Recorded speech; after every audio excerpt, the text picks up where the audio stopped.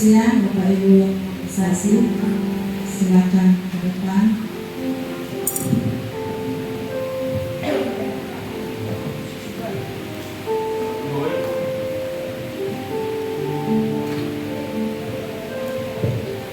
Ya, shalom.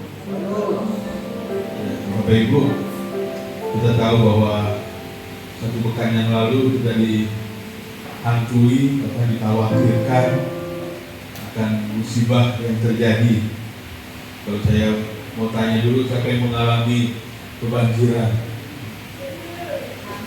Siapa yang mengalami kebanjiran? Tapi ada satu hal yang saya mau saksikan atas kebaikan Tuhan dalam hidup saya terutama, tapi ada pergumulan juga di dalamnya. Ya, karena udah curah hujan terus menerus terjadi selama 4 hari tanpa henti, kita tahu ya.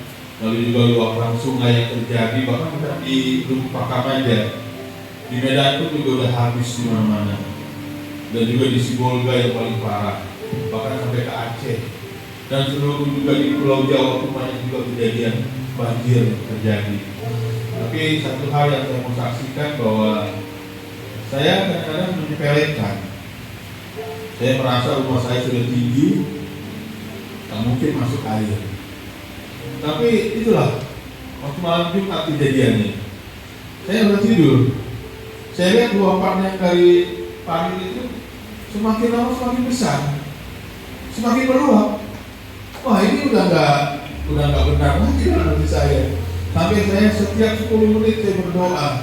Saya bilang sama Tuhan, Tuhan, sampai kapan berhenti hujan ini? Kok nggak habis-habis air di awan ini kan? Terus saja turun, walaupun kecil jumlahnya, gerimis, tapi itu banyak secara kuantitas karena menyeluruh dia kan. Pasti banyak, dan juga luapan dari sungai yang terus menerus yang di depan Polres itu kan, ditambah lagi dengan curah hujan, akhirnya saya nggak tidur sampai jam 1. Wah, ini udah nggak kenal lagi, udah naik sekali kan di teras itu. Saya bangunin Bu Ida jam 2 kurang lebih. Bangun Bu, gimana ini kalau begini? Bangun panik juga, saya pun panik. Gimana ini? Bukan dari tadi mobil dikeluarin, gimana kalau masuk ke dalam mobil? Pasti izin lah, turun mesin. Akhirnya saya nggak berani keluarin, saya takut sekali.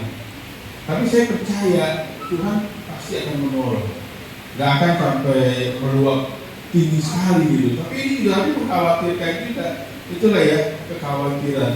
Saya membayangkan kayak murid-murid juga di dulu, di zaman dulu, bagaimana menghadapi situasi. Kalau kita lihat di Lukas 8 itu kan bagaimana waktu dia menyeberang itu Tuhan Yesus tidur, sedangkan perahu itu sudah masuk air, mati tenggelam, takut. Lalu di Matius 14 juga waktu Yesus berjalan di atas air, Petrus juga dibilang oleh Tuhan, ayo kemarilah. Waktu dia jalan di atas air, dia masih sanggup, tapi begitu ada angin agak kencang, baru takut dia. Nah, rasa takut itu akhirnya jatuh Petrus itu ke dalam air, itu ditangkap oleh Tuhan Yesus. Dan saya juga merasakan itu. Tapi karena udah mendesak sekali, khawatir itu mobil lagi tenggelam, saya bilang sama Bu Ida, kapan saya keluarin mobil? Karena udah tinggi sekali, udah masuk setengah di teras itu. Akhirnya coba minta tolong sama Pak Korin. Telepon Pak Korin, malam-malam mudah-mudahan belum tidur kan. Cuma saya bilang aku mengganggu sekali di jam 2 ini. Tapi mau nggak mau lah telepon. Saya bilang sama Bu Ida, saya nggak berani keluarin mobil karena saya salahin. Kalau sempat mogok atau masuk ke dalam parit, itu juga itu batas parit itu kan. Gimana nanti? Masih saya yang kena salahin, rusaklah mobil kan. Tapi Pak Korin pun pas baru datang, kita cek dulu Pak, dilihat, ini udah ini, takut juga katanya. Udah kita selamatin si nenek aja dulu. Saya bilang udah nenek nanti ditutup bisa. Jangan, gendong aja. Saya pun nggak sanggup gendong nenek. Pak Korin juga yang gendong dulu. Terima kasih Pak Korin ya, perjuangannya luar biasa. Mudah-mudahan saya benar-benar berterima kasih. jadi diselamatkan.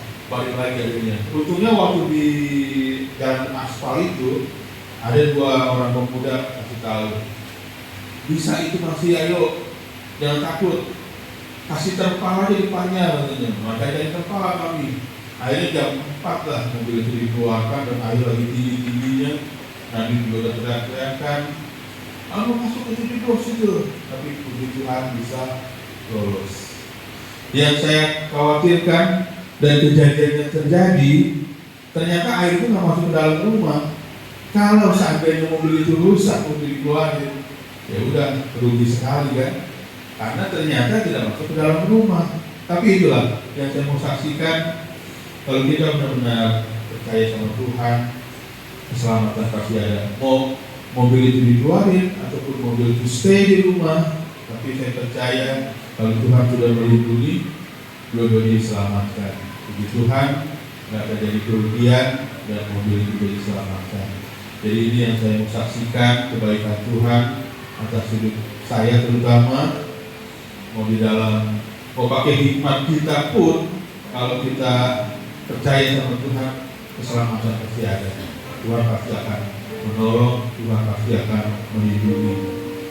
Mau mobilnya didiamkan juga di rumah, atau air sampai naik ke atas.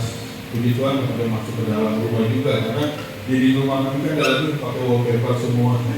Jadi kalau masuk air pasti udah koyak-koyak itu, terperuk pasti ke bawahnya itu. Entah berapa tingginya air yang masuk, itulah batasnya. Tapi puji Tuhan, kami semua diselamatkan, dan yang lain juga mudah-mudahan yang mengalami banjir ya, terjadi atau siapapun yang mengalami bisa diatasi, Tuhan pasti menolong.